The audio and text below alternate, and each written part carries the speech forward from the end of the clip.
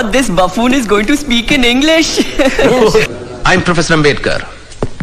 I'll be your lecturer in political economy. In case you are wondering what could I possibly teach you, allow me to introduce myself. I have an MA and PhD in public finance from the Columbia University in New York. My thesis covered the financial history of India from 1765 to the present.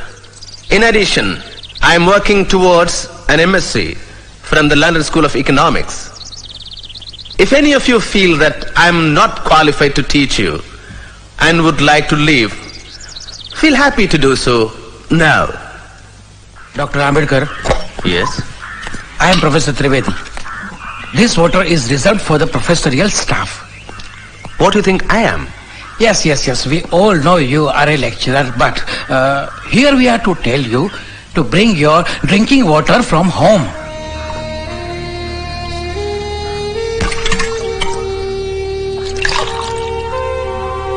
If you learned professors have any objection in my drinking this water, I suggest you to bring water from your home.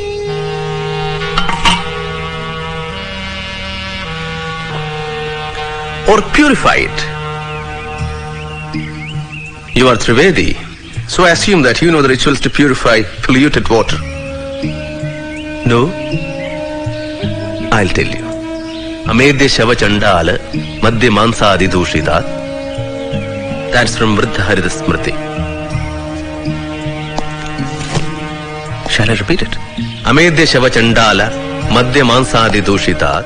Amedya Shava Chandala Madhya Mansadi Dushitat. Uparudya Kalashay. Mr. Chairman and respected delegates of the Round Table Conference,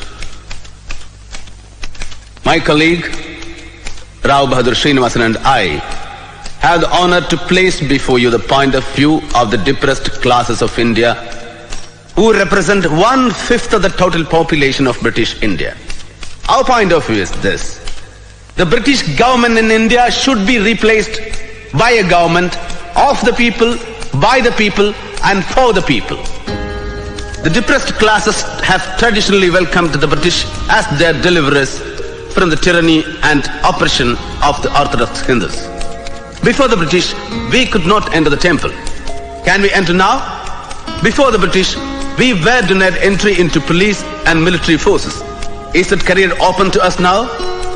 Our wounds have remained as open sores, and they have not been righted, although 150 years of British rule have rolled away.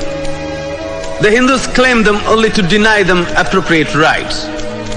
The Mohammedans refuse to recognize their separate existence because they fear that their privilege may be curtailed by the admission of a new arrival. Depressed by the government, oppressed by the Hindus, and disregarded by the Muslims, we are left in a most intolerable position of utter helplessness to which I am sure there is no parallel. We hold that the problem of the depressed classes will never be solved until they get power in their own hands. Given the present temper of the country, no constitution will be workable which is not acceptable by the majority of the people. The time when Britishers were to choose and India was to accept is gone, never to return. Kabir कहे ये जग अंधा, कबीर कहे ये जग अंधा। अंधी जैसी गाय बछड़ा था सो मर गया, अंधी जैसी गाय बछड़ा था सो मर गया, झूठी चाम चटाए। कबीर कहे ये जग अंधा, कबीर कहे ये जग अंधा।